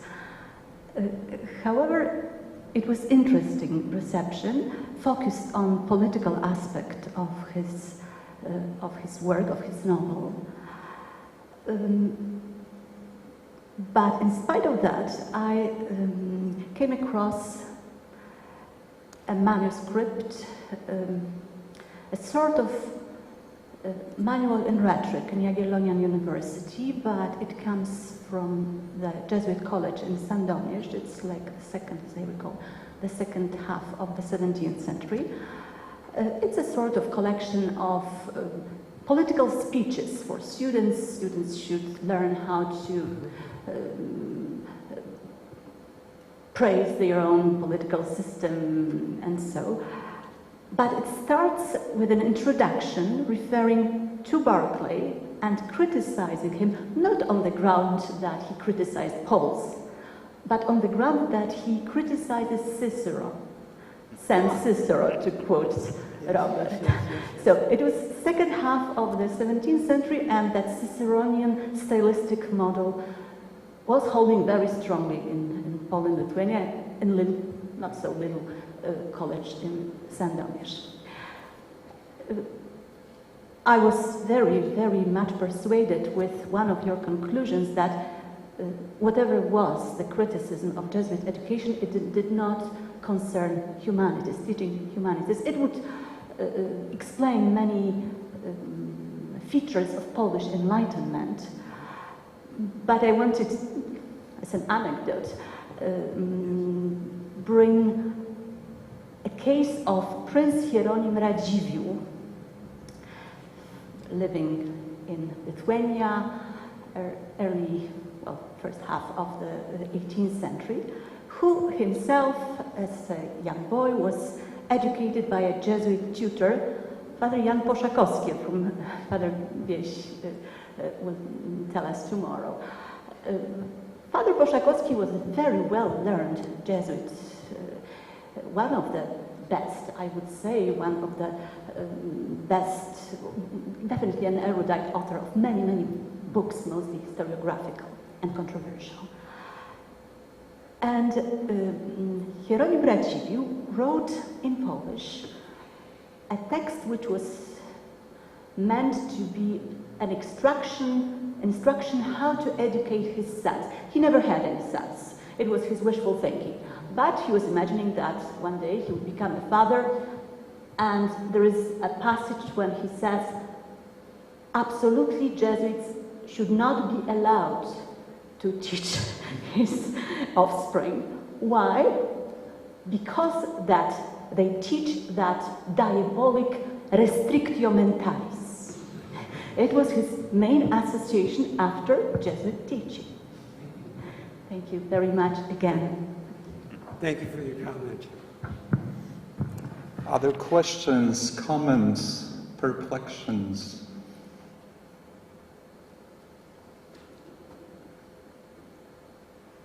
A simple question to Paul. So why Renaissance humanism? Was it a strategic choice of the Jesuits? Was it in vogue at the time because as you explained, right, Messina College precipitated on them, right? It was not a choice, right? Involvement in education was not the original plan of the Jesuits. So why Renaissance humanism and not something else? Well, the Microphone. approximate reason is all the first Jesuits studied at the University of Paris. And they arrived between I've forgotten the exact dates, around 1526 to 1540. They're all there. And that was the very moment in which, I can use this term, I think, the humanities conquered the University of Paris. It was new, it was wonderful, it was brash, it was fresh. This really happened just at about the time or just before they arrived. So this was the new exciting education. Now, it wasn't new and exciting in Italy, but it was when they arrived there. Remember, all the first Jesuits, not a single one of them was Italian. They came from Spain, France, etc. My notion of what, you see, the humanities revolution, if you want to call it that, the big change in humanistic education, when it came in, happened really about the middle to the late 15th century in Italy, and then it spread in Northern Europe, and was very widely adopted by Erasmus and everyone else. And so the first Jesuits approximately encountered the humanism and thought it was the really appropriate education when they were students at the University of Paris. The broader reason is that simply the humanistic education has so much to offer. It was so much more exciting to them. It seemed to speak to them as members of their community much more than late medieval education. There was a kind of a reaction against late medieval scholasticism, to put it bluntly, and that filtered down. In my schooling book, this is a book I published in 1989, I give a couple examples of some Latin education and Latin textbooks that were used in schools in the late Middle Ages.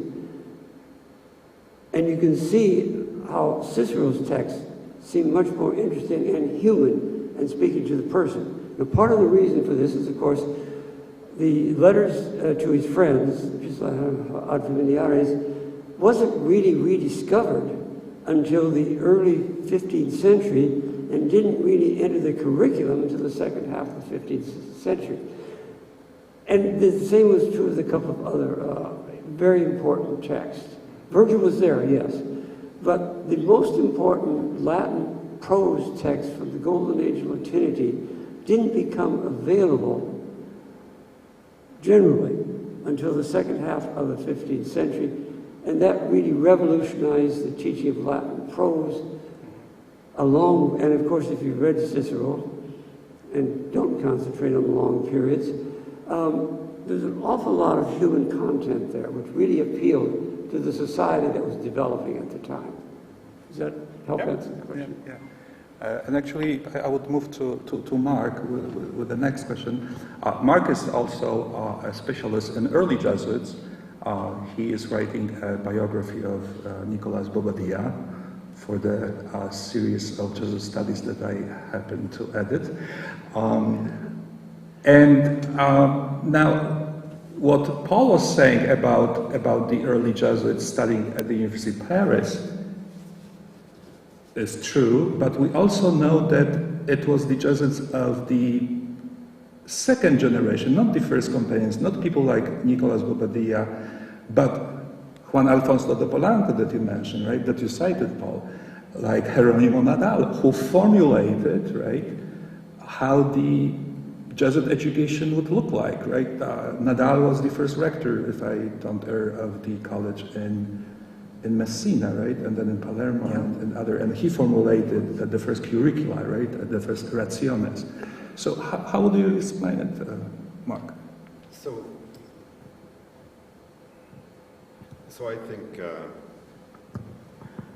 I think it's important. The Paris dimension is, I think, very strong, but also I would argue that in Italy there's a need to institutionalize the Studia Humanitatis. And one of the things that I think both of us together have pointed out in various places is that the private school teacher that Professor Grendler talked about that would be hired by a comune, one of the problems is with diseases, wars, etc., you could lose a single teacher.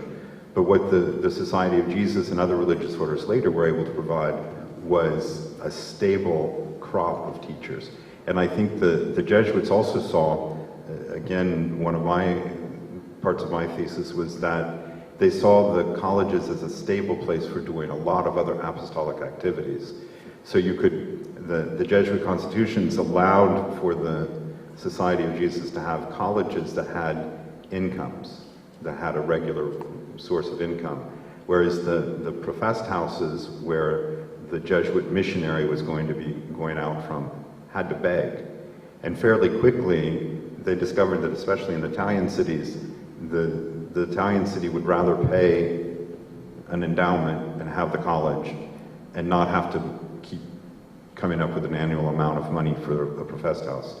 So gradually, Ignatius and the First Companion saw that the colleges were very stable. They were a good instrument for other kinds of apostolic endeavors, and they had access not only to the children, the students, and teaching Latin, but they had access to the parents who had to listen to the homework. And one of the things that was happening in Naples, where I did my worked on for my dissertation, was that the Latin texts were always catechetical. So you go home and you recite the catechism in Latin to your parents, and they have to read it and they hear it, and so you get this really subtle way of getting the catechism taught to the parents as well. So I think there are a lot of different reasons. My thesis has always been that the Jesuits sort of backed into education and then saw the opportunity, rather than I don't think there was a particular point where they said, this is what we want to do. And especially when you read the Jesuit constitutions, you realize that it's written into the constitutions relatively late and almost as an afterthought. The primary mission of the society is help of souls, missions, preaching, a whole variety of things, and schooling isn't mentioned in the formula of the Institute. I'll add one other thing. There was an awful lot of trial and error in the first Jesuit schools in the first 25, 30, 40 years. And you find some things there that they tried, but they just dropped. It didn't seem to work. So a lot of what they developed became the Ratio Studiorum, and a kind of a refined, wonderful, or they thought it was anyway, systematic doing of them was the result of a lot of trial and error by the teachers in basically the first 60 years. They didn't figure it out all by themselves right away, believe me. And you find this if you read the 3,000 pages of the Monumenta Pedagogica.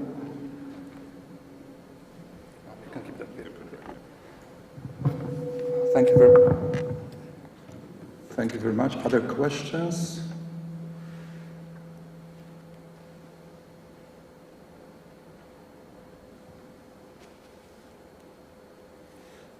Could I add one? Sure, of course. Comment. I agree thoroughly that a broad liberal arts or humanities education is very important, and I found very interesting the comments by my colleague and others here. I would add to that broad humanistic or liberal arts education some education in music. Nobody mentioned that, but that's really part of an educated human being. And we shall prove it in a few minutes.